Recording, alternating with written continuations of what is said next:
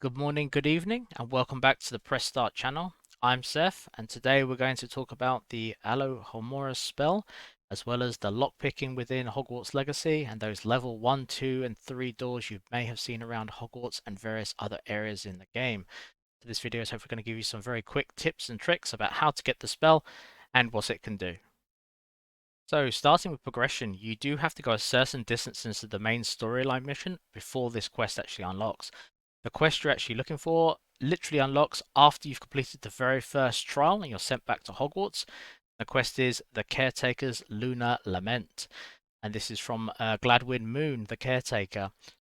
And once we catch up with Mr. Moon, he puts us on a quest to pick up Demiguise moon statues. Now, the main thing to know about these moon statues is they can only be looted at night, and they can only be detected by Revelio at night as well. The very first quest he puts us on is to collect 3 of these statues. One is right next to him at the very start.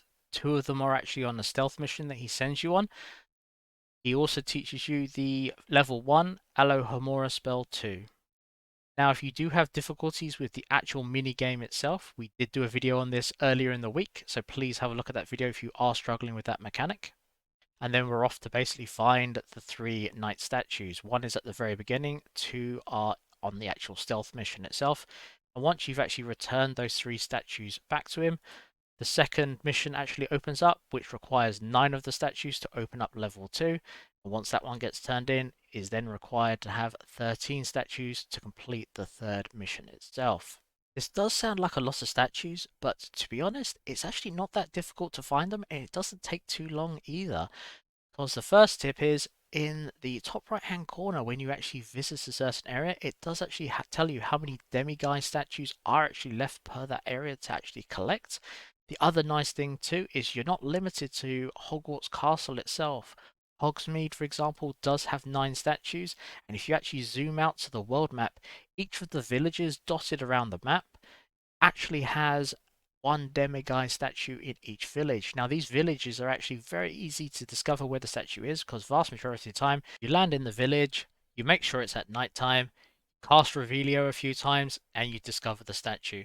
This is also great because you get to explore the area, explore the map, find all the side missions, and also all the various different pieces of items to loot as well.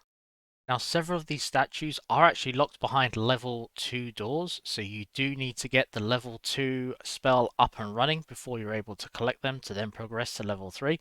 This is actually why I recommend doing all the villages in the open world, just because they're all behind level 1. Hogsmeade, 7 of the statues are actually behind level 1, and 2 of them are behind level 2 doors.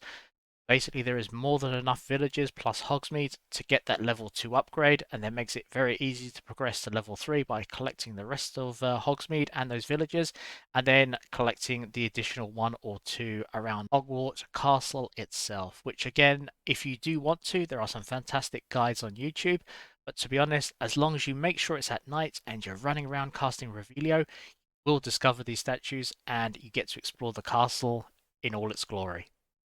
One quick thing to note as well to avoid confusion is that as you're completing these quests, the counter for the quest doesn't increase as you collect the statues, it's actually as you turn them in.